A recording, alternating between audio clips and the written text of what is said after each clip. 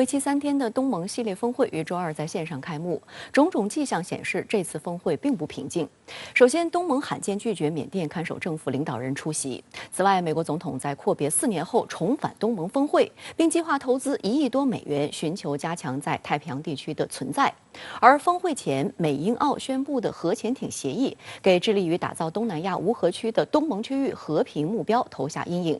在暗流涌动的区域博弈中，中国正以实际行动赢得东盟国家更多的信任。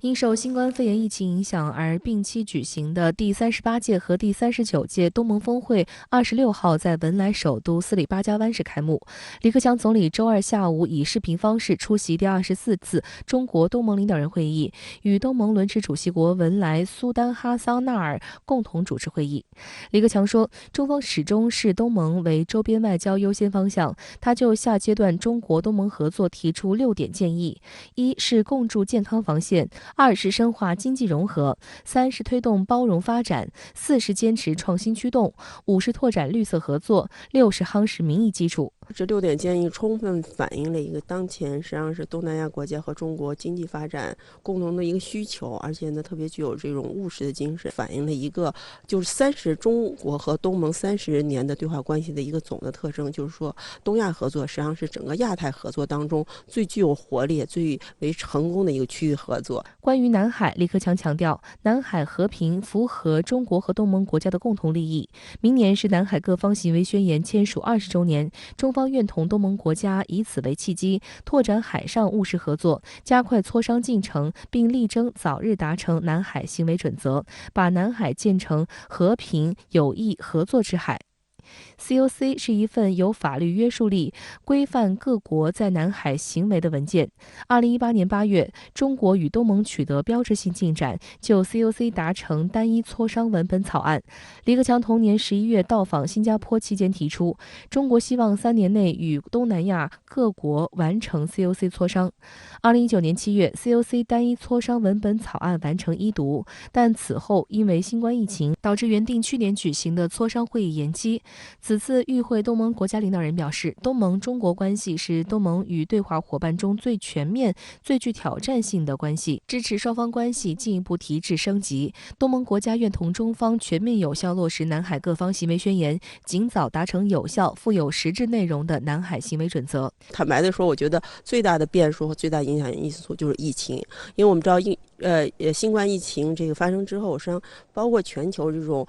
线下面对面的会议是全部都停滞的，一直到今年下半年以来，这种线下实质性的磋商活动才是刚刚开始恢复，所以这个呢就决定了肯定整个关于 COC 磋商谈判进程一定会延后的，整个谈判进程能否成功，实际上还是很大程度上取决于中国和东盟国家共同的政治意愿，所以我觉得呢可以说是前程还是比较有困难的，但是实际上前途还是比较光明的。与此同时，与会东盟国家领导人还表示，希望区域全面经济伙伴关系协定早日生效，期待同中方举行双方建立对话30周年纪念峰会。会议发表了中国东盟关于合作支持东盟全面经济复苏框架的联合声明和关于加强中国东盟绿色和可持续发展合作的联合声明。据新加坡海峡时报报道，新加坡总理李显龙在这一峰会上概述了东盟如何在新冠肺炎疫情后的恢复努力中与北京合作。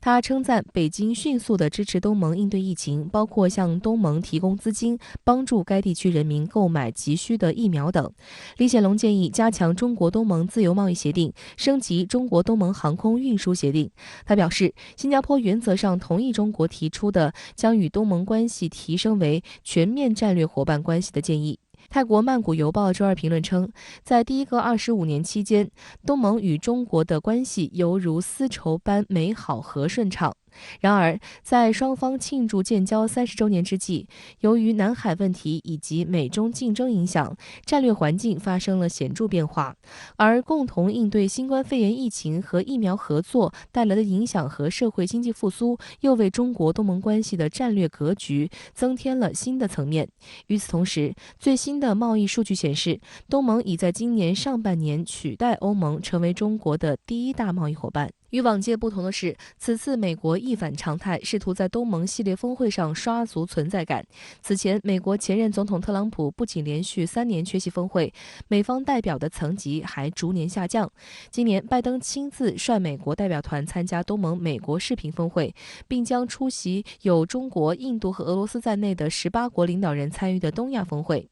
据华盛顿观察家报报道，拜登在周二的峰会上宣布向东盟投资1.02亿美元，用于卫生、气候、经济和教育项目，以扩大与东盟的战略伙伴关系。美联社称，面对中国作为美国国家安全和经济对手的崛起，拜登正寻求加强美国在太平洋地区的存在。此前，白宫称，拜登将在峰会上讨论美国对以东盟为核心的区域事务的持久承诺。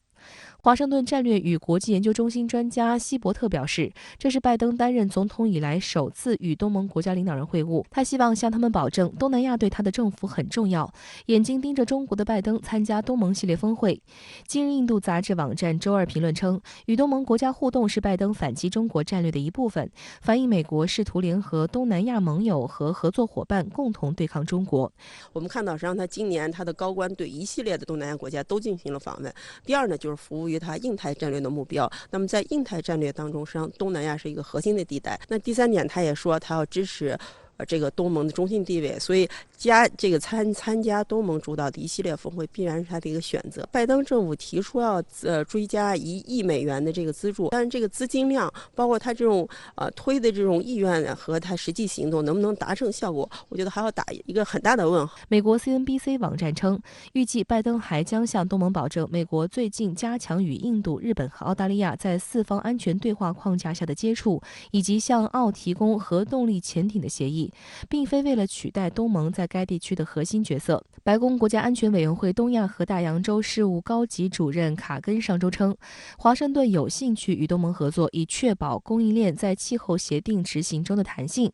并解决海洋问题上的共同挑战。这显然暗指中国在南海的主张。CNBC 称，美国将东盟视为其对抗中国战略的关键。然而，对抗中国显然不是东盟国家的共识。曼谷邮报周二说，美英澳签署3面安全伙伴关系协定，东盟事先被蒙在鼓里，感到非常愤怒。日经亚洲评论周二则表示，在批评奥库斯联盟上，中国和东盟的立场一致。李显龙就在峰会上表示，我们不希望这个区域成为竞争和冲突的地方，也不希望被迫选边站队。我们也希望中美双方能够在竞争之外，根据东盟的自身优势，深化与我们的实质接触。李显龙说，他对近期中美的高层交往表示欢迎，希望中美在一些课题上存在竞争和分歧的同时，在共同利益领域展开合作。